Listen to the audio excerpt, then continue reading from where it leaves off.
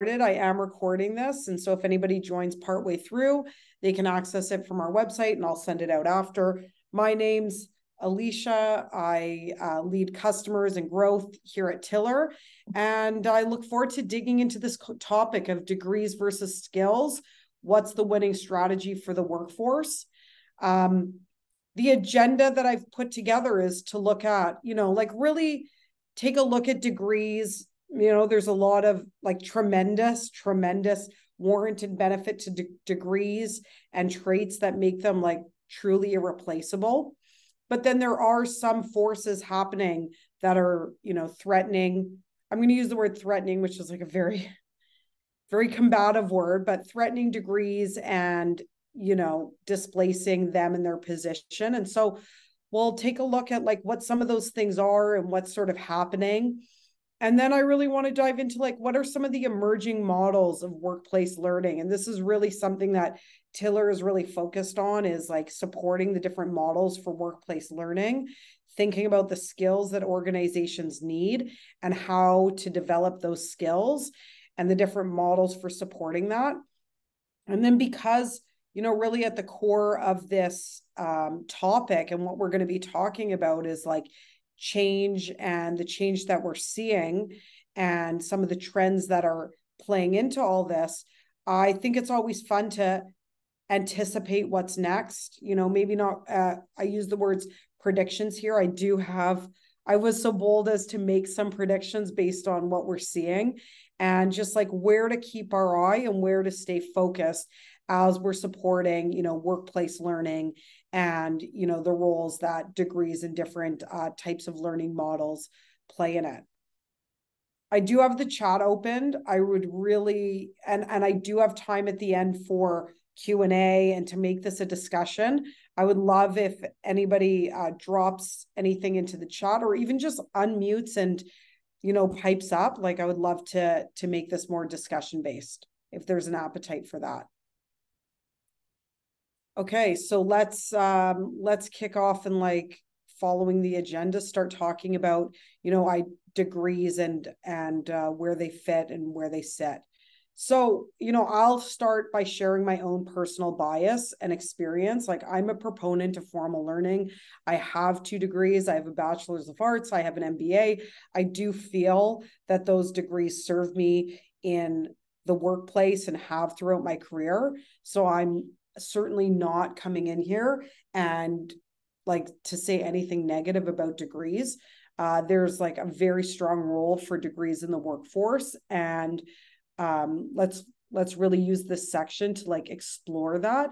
But there's also some, dangers that creep up when we overemphasize degrees and, look at them exclusionary of other models of skills development and other factors that play into like why some people don't have degrees and where and how they can fit into organizations and the weight that we should be putting on them during, the recruitment processes, evaluating candidates and so on. So, like we have to acknowledge like degrees are the best way to gain an in-depth understanding for a specialized field of study. I said the best way, but maybe I shouldn't have used such an absolute statement like that. But the point is that, and we'll really like think and talk about this, like different skills require different modes of developing and acquiring that skill. And some skills just have, regulation and compliance associated with them. And they're very deep and they require a very deep area of study, a very deep level of expertise. And that's where a degree really comes in. Like nobody wants their lawyer who didn't go to law school or to go into surgery by somebody that didn't go to medical school. And, when we start like thinking about it from this perspective, the idea of like, what are the skills that are required? How are those skills best acquired? What are the attributes of that skill? What's the half-life of that skill? How does it decay over time? How is that skill applied? What are the methods for upskilling and staying, compliant and within regulatory terms around a skill? then we can start seeing where, you know, degrees really are required and necessary, and when, you know, they're could be used as, you know, maybe barriers of entry into a workplace, or, you know, not as critical. And like the next two slides really look at some of the data around, you know, employability and skills. And now that we've like established that some skills really require degrees, and those are specialized, deep skill sets, you know, flowing naturally from that is the fact that, you know, the numbers around increased employability and higher earning really supports, you know, earning and achieving a degree. I thought that these were just some interesting statistics as I was preparing for the session. According to the U.S. Bureau of Labor Statistics, in 2021, unemployment, 3.5% of people had a bachelor's degree, as opposed to 6.2% of people had a high school diploma. And not shocking, similar statistics around from the U.S. Bureau of Labor Statistics around, you know, earning potential when it comes to having a degree, you know, from associate degree to bachelor's degree to master's degree, compared to people with no post-secondary education, assuming a 40-year career. So, like, that's, you know, that's like some of those hard stats around degrees. And we can also acknowledge that degrees do come with having a network of support and relationships. Faculty members act as mentors, classmates as friends, alumni can provide a professional network. People meet their partners, or maybe a short-term partner while they're pursuing their degree. Like there's all of those like network and relationship benefits that come out of it. And from the establishment of like these academic institutions, prestige was always associated with them. And that, you know, remains true, or has like been steadfast to today.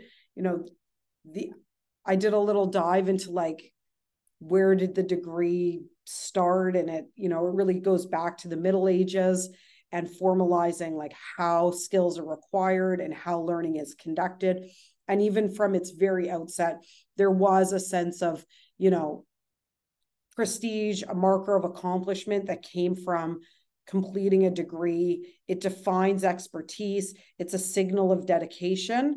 And, you know, all of that still remains true to today. But that said, between 2017 and 2019, there have been a reduction in degree requirements being demanded by employers. So 46% of middle skilled employees had left fewer requirements around having a degree, and 31% of high skills positions were also not looking for degrees. And so what we're looking at here in this data is like how often in job descriptions, as you know, employers and recruiters are going to the market, is that requirement for a degree on that job. You know, how often is that being looked at as a requirement from candidates as they're applying for roles? And that is really truly on the decline.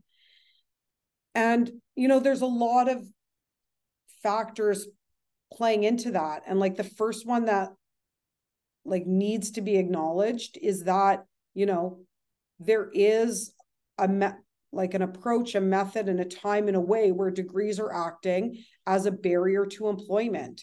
And it can act as a false barrier to employment. You know, different people have different accesses to degrees. They're expensive. Not everybody has the privilege or means to, you know, pay for the education or remove themselves from the labor force while they're pursuing their education. But also different cultures have different values around acquiring that formal education. Some cultures have greater value around experiential learning or around travel rather than formal degrees. And like those people still, you know, deserve and should have access to the labor market. And in these ways, like putting up this requirement for a degree when the skills required for a role don't really warrant a degree based on like regulation or, you know, compliance. Like this is an opportunity to remove that degree requirement and, you know, look at different and open up more ways for people to enter your organization. Another like factor beyond diversity, equity, and inclusion that's driving this removal of degree requirements from job descriptions is that, just like, quite frankly, like our workforce needs more people in it. We can't be excluding these huge swaths of the population and only considering people that have degrees. Like, we have jobs without people, we have people without jobs, and we need to be matching, you know, people into seats so that we can fill those desks and we can fill those roles. And when we reduce those barriers to entry, you know, and especially these like false constructs, we create and have access to a wider talent pool that we can hire from. And this can also prove to be like a competitive advantage when organizations are looking at, you know, more like different types of people and models for recruitment. So wider talent pool, greater and easier access to jobs. And then, of course, you know, skills are changing. And I'll spend like, I think this deserves like a few minutes of time to really talk about and think through the skills that are changing, how they're changing, and what that means in terms of the types of work we're doing and how that informs how we need to be developing our skills and keeping our skills in pace with the change that's happening around us. So like, it's like so cliche, but like I literally wrote it down. We're living in a period of rapid technological advancement. It's like, it sounds so cliche, but like we really are. Like there's new tools, there's new systems, there's new ways of working and new roles emerging. And like, it's in a moment like this, we have to acknowledge, you know, what the pandemic did to digital acceleration, and the ways that we work and the ways that we shop and the ways that we consume content and the ways that we, you know, consume materials, the rapid developments that occurred in medicine and in our public health and in so many of our systems. And with that, you know, new skills are emerging. Like this might be also a very overused example, but it's like so relevant. And I think about it and use it a lot in my own work day to day is, you know, artificial intelligence. Like I do a lot of copywriting, I do a lot of general writing, I do a lot of ideating and content creating. And over the last 2 or 3 months, like for sure over the summer, you know, bringing like my little ChatGPT robot and having that open at all times throughout my workday has increased my productivity. And it's allowed me to take on projects that I would not have done in the spring. I would have just said, like, that's going to take too long. I don't have the capacity to, you know, write that report or create that piece of marketing content or write that playbook. But when I have, you know, an ideating partner and a content creating partner, I can do and create these things. And with that, my role has changed and the skills that I'm using in my job have changed. And like, I've talked like about the skill and like me on the micro level, but what we're seeing and what's happening is new roles are emerging. You know, I wanted to add a little bit more, I guess, like meat to the slide this morning. And so I was looking at the ICTC's 2025 outlook and predictions. And they're estimating a need for 250,000 new digital jobs in Canada by 2025. And like, these aren't just necessarily more of our existing jobs, they're also more new and different jobs. You know, cybersecurity, social media, performance marketing, virtual reality, more like blockchain, like those sorts of jobs and skills they're here, and more things like that are coming. like, I don't want to, I have a whole section dedicated at the end towards like predictions and trends. But one of the things that like we're really going to need in the labor force is more mechanisms to move people around as the skills that we need change, because we're working increasingly alongside more and new automation and artificial intelligence and machine learning and robotic type tools that take on some of those tasks that we're doing today or we're doing in the spring and aren't doing today because they're doing it now. And that gives us humans an opportunity to move ourselves from lower impact roles to higher impact roles. This is like a really interesting theme, and like things that, as I talk to our own customers at Tiller and like folks in the human capital space, like this is the things that they're thinking about as they're doing their own employment planning and workforce planning. Like, to share one example of this is like I was speaking to one of the large accounting firms, and like their heaviest track for recruitment into their firm is tax audit. Like that's where they hire the new grads, they go into tax audit.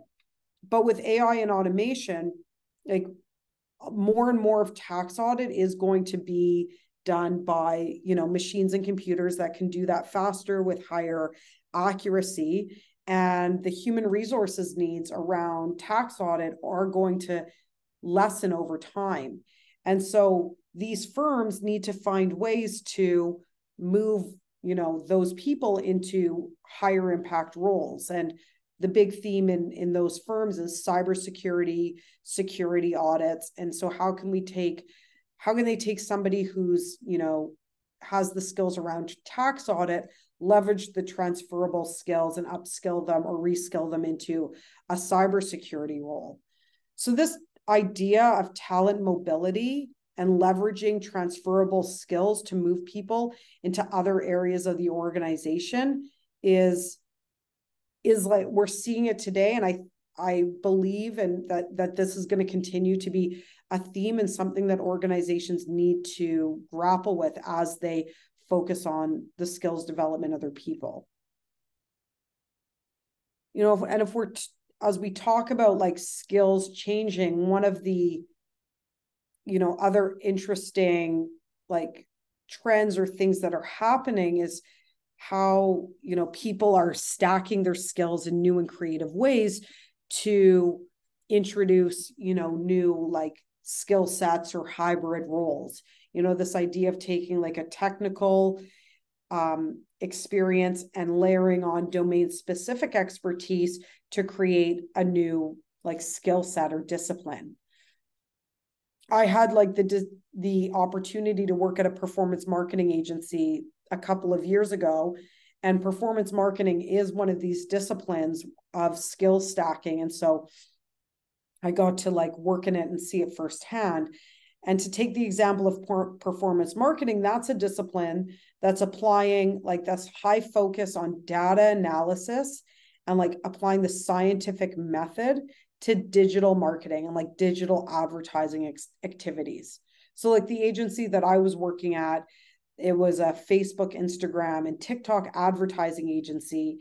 And the approach that the agency would take to, running 2, 3, or 4 ads with different variables in the different ads. Maybe the model is wearing different jeans, or the copy on the ad is different, and putting those in market, seeing the data, which ad is gaining more traction, which one is the algorithm favoring, which one is getting more audience engagement, and then making a hypothesis about why that ad worked, and then trying to replicate it or innovate on it, and then continuing to scale, so like push more ad dollars behind the ads that are working and optimize that until the performance of that ad wanes, and then swapping that ad out with a new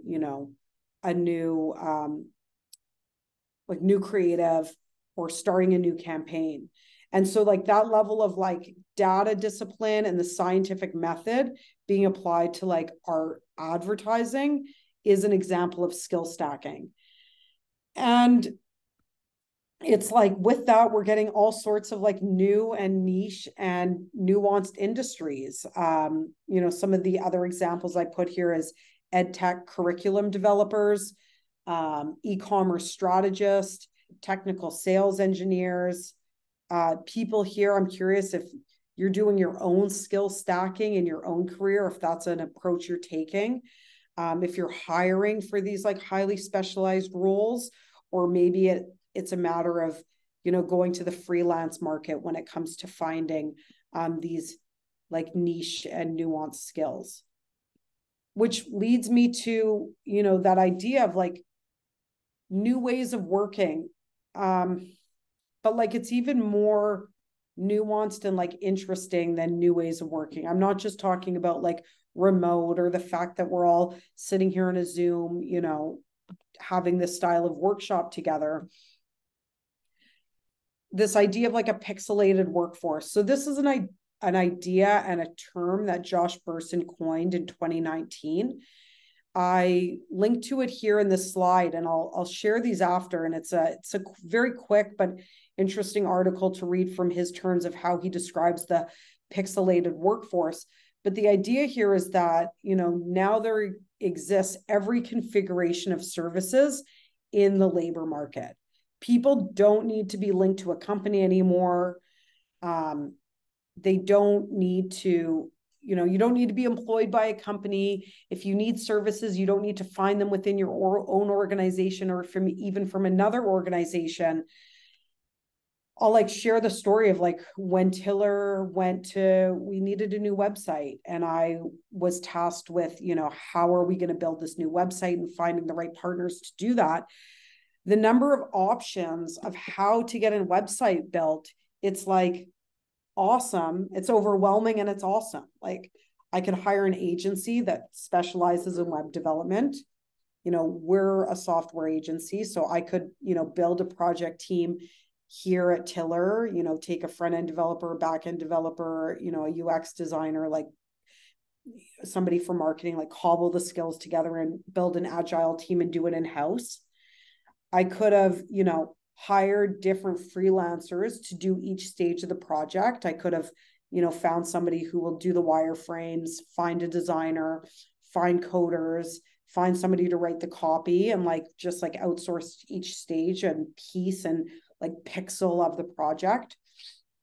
I could have purchased a template from a content management system like HubSpot or Square and just like use drag and drop and build it myself.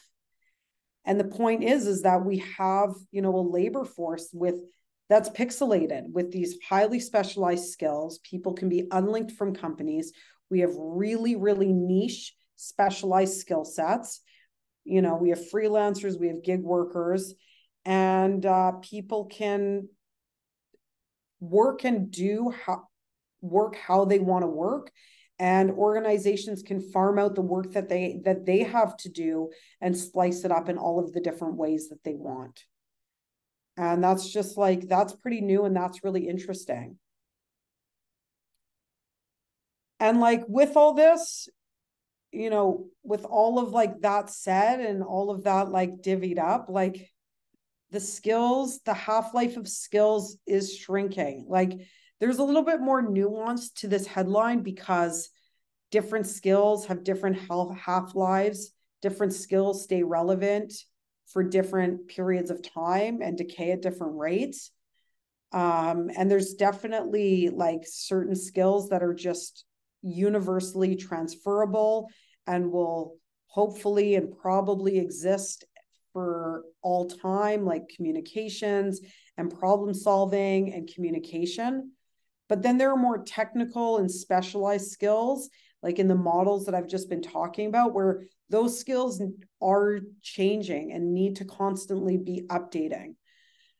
I'm not a marketer. I do a lot of marketing. I've always done a lot of marketing in my career, although I wouldn't like say it's my particular passion or thing that I'm like super great at. But what's interesting about marketing is that if you blink, I always joke, like I blink for a second and then I look back at marketing and it's changed.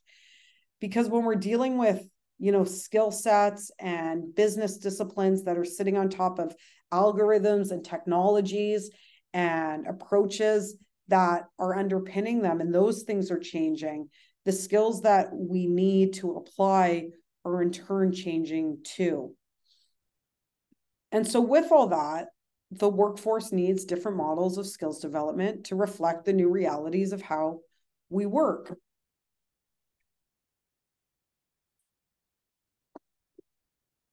So there are so many different models for skills development. I chose to go deep on two for this workshop because I think that they're fairly broad and it gives us a lot to talk about. And they're just two models that I've been seeing a lot among Tiller's customers, using them in conjunction, using them with each of their own strategies. And so I just thought that they'd be really interesting to dive into and talk more about how they come to life and what we're seeing here at Tiller in the market. So the first is, personalized learning paths. These are, tailored educational journeys designed to match an employee's unique needs. And like the terms I really want to highlight when it comes to personalized learning paths is this idea of personalized, like they're specifically targeted for a person and the things that they're trying to learn and develop. And the other model that I want to dive into is rapid cycles of continuous learning. This is, this draws inspiration from agile methodologies. Like it really takes that idea of, agile methodologies and applying that to learning. So focused, frequent, short duration learning as a way to stay on top of changing skills. Okay, so let's take a deep dive into each of these. Let's start by looking at these personalized learning pathways. So the real power and application of personalized learning pathways is when you can take a skills first approach. So identify a person's skills that they need to develop and then build them a learning path that supports the skills that they need to develop. This can be a skills gap. So they're in a role, they're missing some of the skills that they need for the role, or they're missing some of the skills proficiency that they need for the role. And it's a matter of identifying what those skills are, what the proficiency is, and putting together a learning path that supports that employee's learning style, and the best ways to learn and acquire those skills. Not, different skills have different models that are better for learning them. Like some skills just really do require hands-on experience. Other skills are really supported by a mentorship and coaching model. So putting together a learning path that reflects the person and the skills they're looking to develop. The other is career aspirations.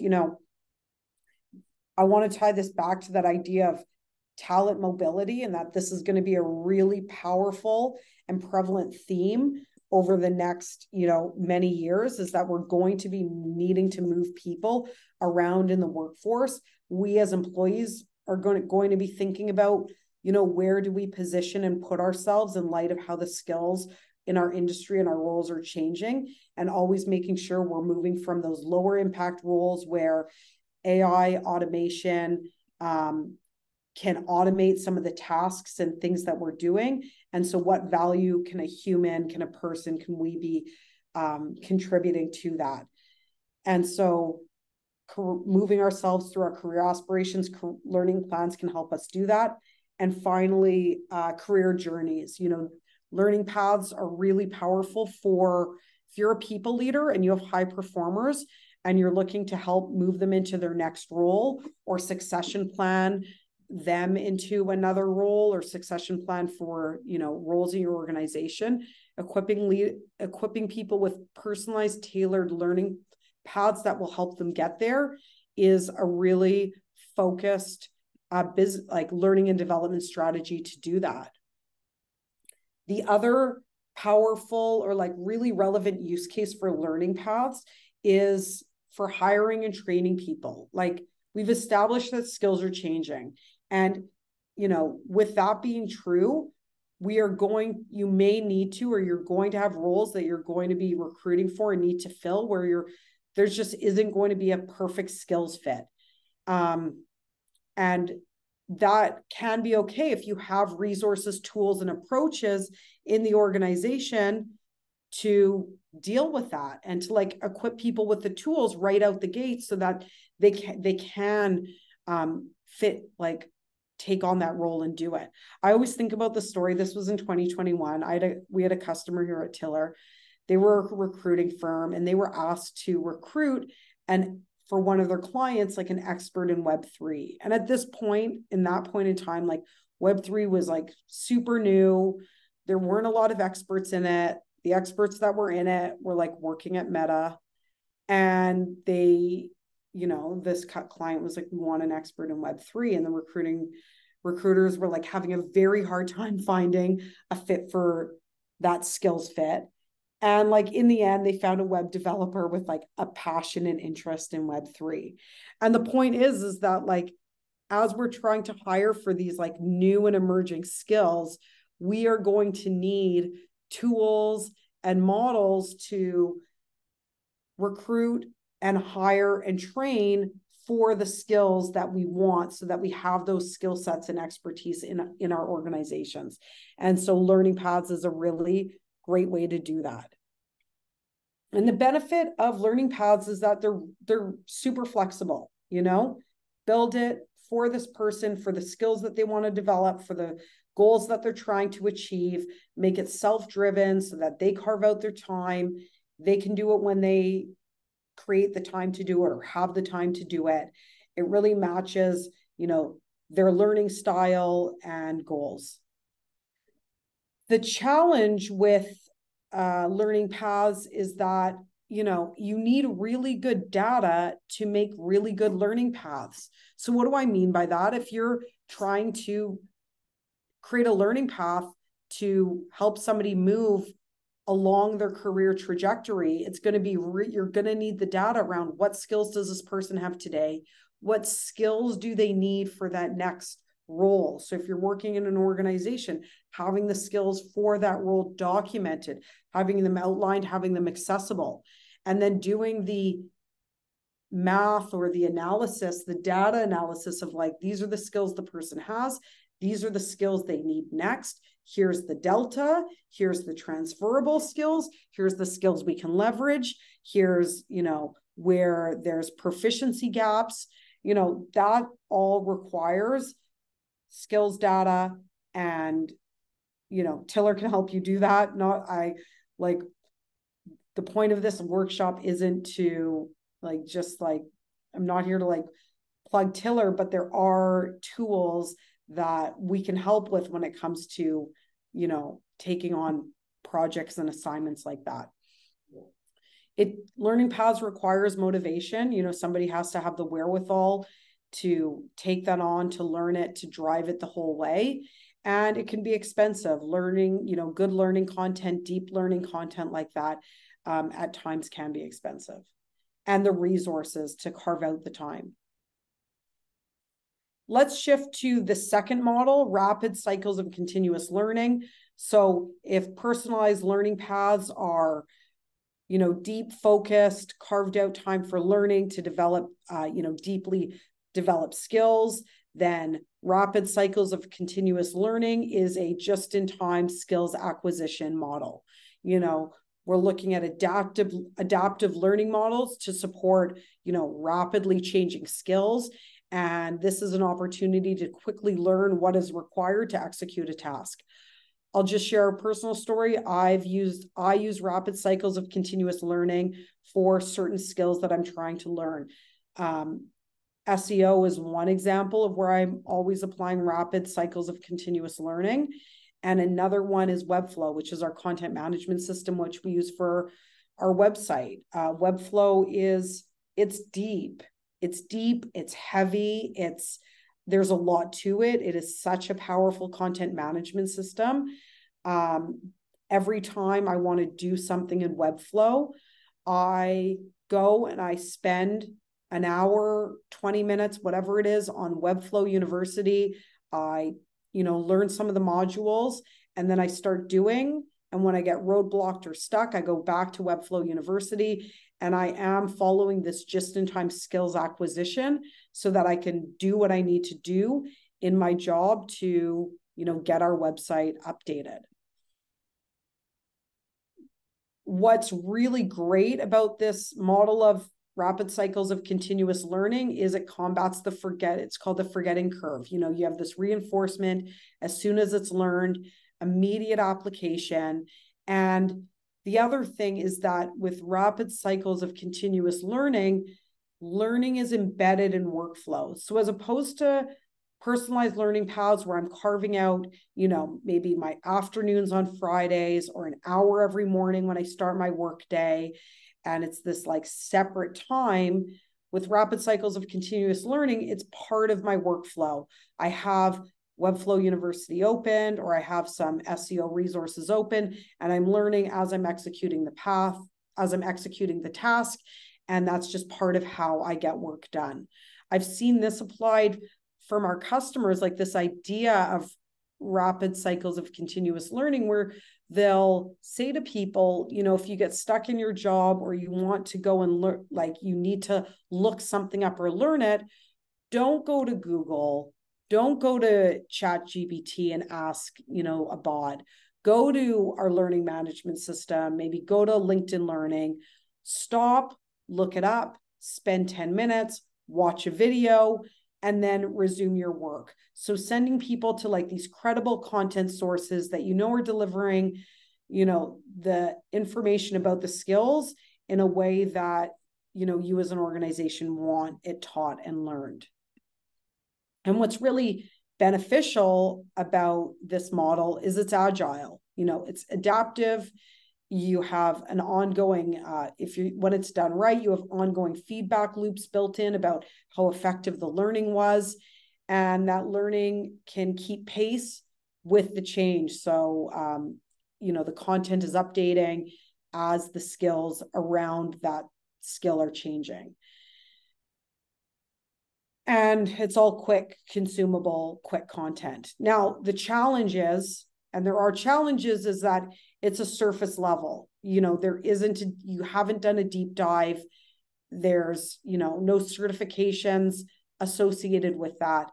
And I would say the biggest, like, this really resonates with me is that, like, it's not holistic. I've been doing rapid cycles of continuous learning for self-teaching SEO for a really long time. And I know a lot of like tactics around SEO. I can't really, I don't have a holistic understanding of SEO. Webflow, yeah, I know how to update Tiller's website. I know how to, build new modules, but at the end of this, I can't really, like, it's limited. It's not holistic. I don't know any other way to say it. Like, I don't even feel that confident around these skills, or that I could take my Webflow skills and apply them outside of Tiller, because the way that I've used them is really specific to, our Webflow setup. SEO is really specific to like SaaS and inbound and the ways and places that I've used them. And so I do think that those are some like important limitations to point out, but it still can be a really efficient and smart model to bring into, the workforce or into your employees for, developing some skills. So, where does that, with all of this, like, where does that, leave us around this debate around, degrees and other models of skills development? I think that there needs to be some thought around creating a fair and balanced approach. There are places where degrees are necessary, but if you're writing a job description and you're putting, bachelor's of, I was helping actually somebody somebody close to me write a job description and they put bachelor's degree required. And I challenged them and I said, are you putting that there because you think it ought to be there? Or are you putting that there because you really need somebody who has a bachelor's degree in order to do this job? And when they stopped and really thought about it, they said, no, I just saw it on all of my competitors' job descriptions. And I thought that, you know, everybody that works here right now has a bachelor's degree. And so I'm putting it here. And I pointed out, like, that's not an inclusive bullet point. Like, that's not going to be helpful for your job search. It's not going to be a helpful criteria to, wean out candidates. Like, you should make it, soften the wording or take it out. And thinking about what skills are really critical from day one. You know, you're hiring somebody for the job today. What skills can be trained? You know, what skills are going to change as the role evolves. And so really evaluating people and their education and the requirement that you're looking for it based on skills. And then thinking about what are the best methods for developing those skills over time. Personalized learning plans, supporting some of the skills with rapid cycles of continuous learning.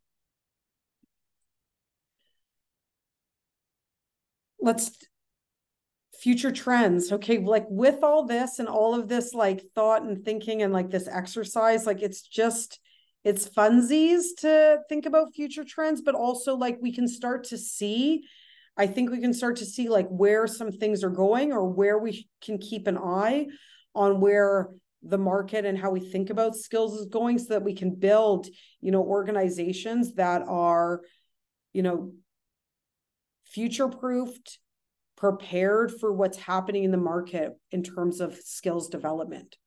So the first trend is that learning and development is not a perk. It's a central business activity.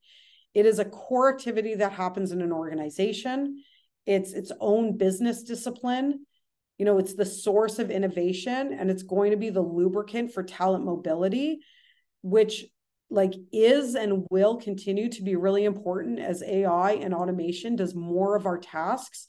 And we need to focus our human resources on things that AI cannot handle and do today.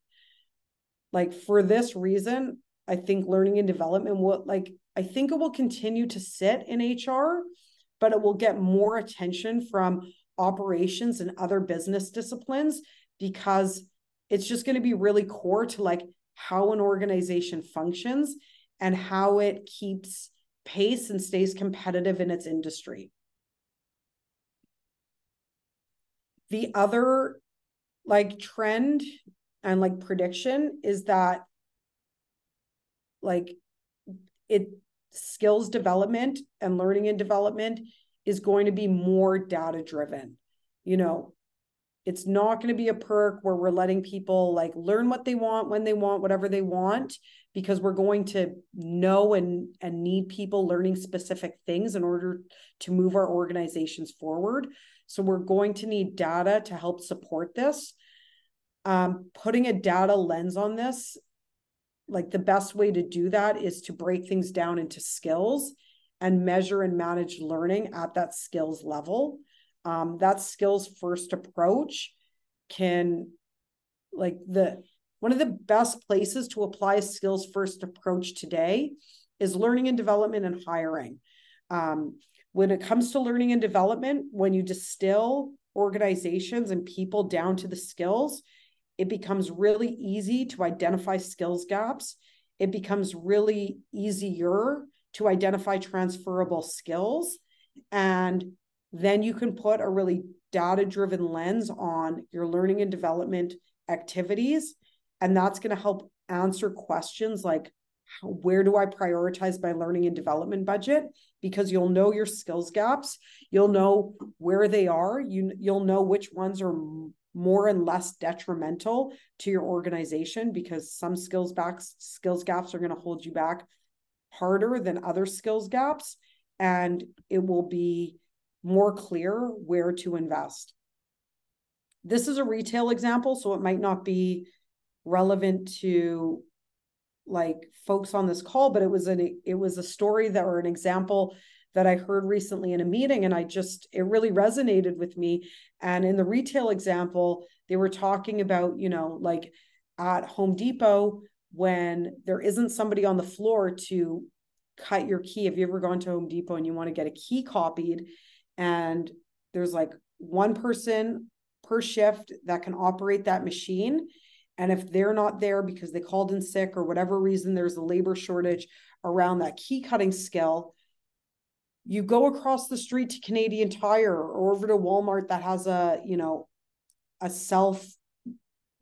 machine where you can stick your key in and it just does it itself. And so that's an example where, lacking that key cutting skill during a shift can be really detrimental to a retailer, as opposed to, other skills that aren't as detrimental.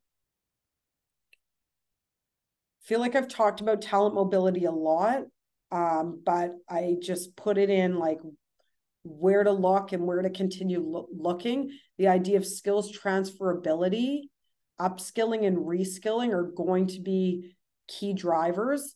I think that we're going to be seeing more tools and solutions that help organizations do this career journeying, mapping employees' careers, helping employees see their different routes within an organization. Going back to that example of, moving from tax audit to cybersecurity, like answering that question of like, how do I even get there? Like, what does that look like? How do I move from customer success to sales? How do I move from data? How do I move from UX designer to front-end developer? Like, these are the things that employees are going to wonder, and organizations are going to want to have the tools to feed those answers to their employees and help move them. We're going to be seeing more skills technology solutions. That layer of skills intelligence that sits on top of the HR tech stack and helps organizations know their skills gaps, and measure and manage them is something that is, we're on the precipice now, and we're going to see more and more of that. And finally, soft skills. I've said it a few times that there's skills that are more enduring in the market.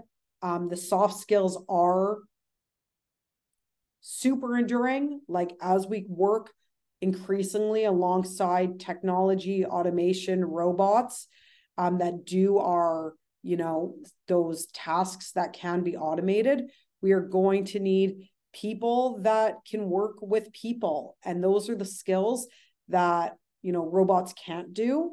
Those interpersonal skills, those people management, that compassion, that caring, those caring leaders, those interfacing with our customers, those, interfacing with our prospects, and really doing that like emotional labor is going to be like the skills that are in highest demand and that are going to carry us through our careers.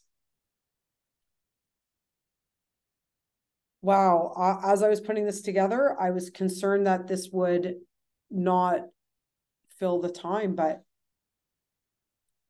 we did. I'm really curious, like, what do some of your learning and development programs look like? Are there any points that I touched on that you want to turn into a bigger discussion? I'd love to, open it up from here.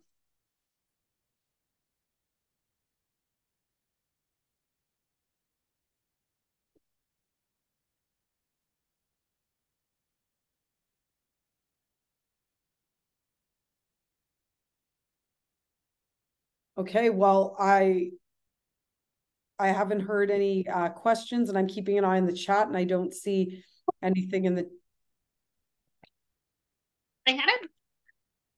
Sorry, can I raise my hand? Yeah, please go. I'd love it.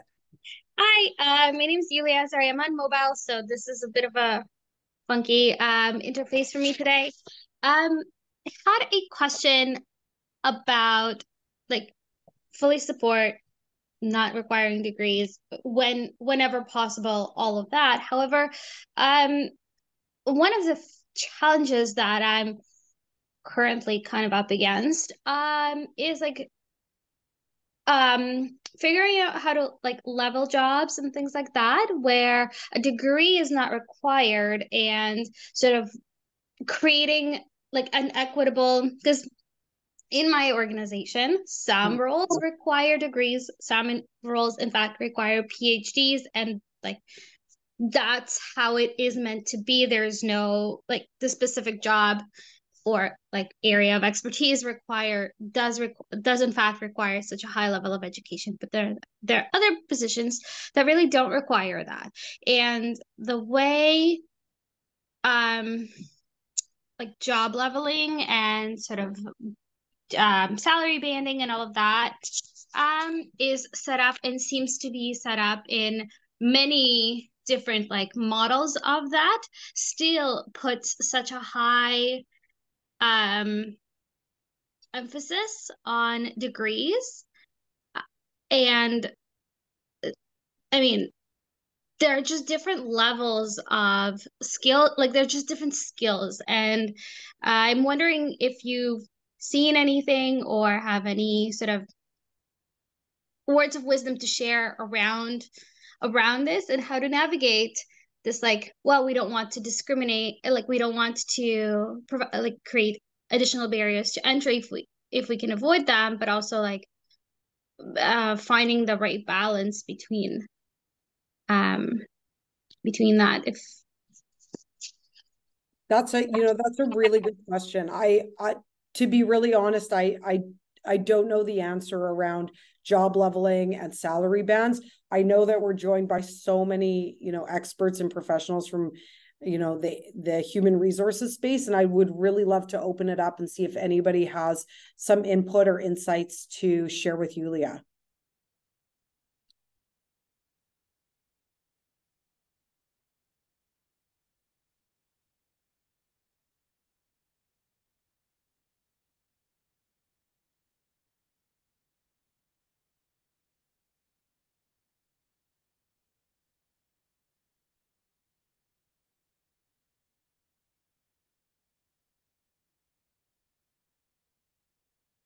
I'm sorry, Yulia. I know you came with that this is a top of mind topic, and that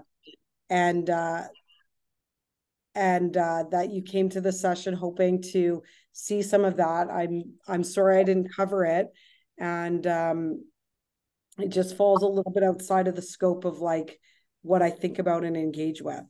I can share something. Like, I don't mind. Hi, Yulia. My name is Chi Chi. To very, very quickly, sorry, because I stepped away when you were saying your question. I came back to my computer. I think from what I'm trying to understand, you're trying to figure out like how do you make things more level when it comes to compensation if you're going to like hire someone with a degree for something very technical versus like versus other roles that don't require that level of like technical experience or education? Yes, that's pretty much it, because we have a wide variety of roles, and some of them literally the requirement is to have a PhD in the field in order to be qualified to do the work that these people are doing. And then there are other roles that really don't require such a high level, or really like someone in the design space, they really don't. Right now we have a requirement of having post-secondary education, but is it truly required? Not necessarily. People could have learned it on the job. They could have done micro certifications. They could be fantastic at it. But the way we've built our leveling, and we're actually working on we're reconfiguring how we do our job leveling, and it still ends up being such a wide gap. In our, we haven't found anything that would allow us to bridge that gap. So wondering if anyone has any ideas, thoughts. Yeah. So from what I understand, like for certain roles that require PhDs, like there's a level of deeper understanding of a certain of an area of expertise, whether it's highly technical, and you might require PhDs for certain like certifications or accreditations or requirements based on what your business does, where there's no real workaround avoiding people who don't have like you need to hire PhDs. So I think for those roles, like you should be okay with like those are the roles that like we need the degree requirement. It's like doctors, like we can't waive doctors' degree requirements, right? When it comes to someone becoming a doctor. So I think it's being okay with that there's different types of roles that require different leveling. So, but when you're looking at leveling within designers, how do you level it out for someone who came from a university degree and they're entering this role versus now we have someone who could have been self-taught or took a few Udemy courses or whatever it might be? How do we start leveling up the compensation? And I think that's when you need to really go deeper into that skills-based stuff, because there's some people that have degrees that have less skills, and there's some people who don't have those degrees and have just self-taught, are naturally talented, and have through other work experience have brought those skills in. So I think it's about leveling out around like what are the skills your organization values in this role, and how do you compare that against other salaries and what other companies are paying in the labor market for those skills. How does your organization value those skills internally, and how are those skills being valued externally in the labor market, if that makes sense very quickly. Mm-hmm. Thank you. Thank you for sharing that. No problem. There's some, and I see some people, thank you so much, Chi-Chi. And I see some people have also chimed in the chat with some suggestions, as well as some like inputs and email addresses if you want to connect outside of this forum. Excellent. Thank you so much. Sorry, I didn't mean to monopolize the end. No, I love it. I think people like sharing in an environment like this. Mm-hmm. Thank you so much, everyone, for coming today. I really appreciate your attendance, really appreciate your input, really appreciate your question, Yulia, and your thoughts in the chat. I'm going to be sending out a follow-up email. I'll be posting this, and stay tuned for our next session, which we'll announce soon.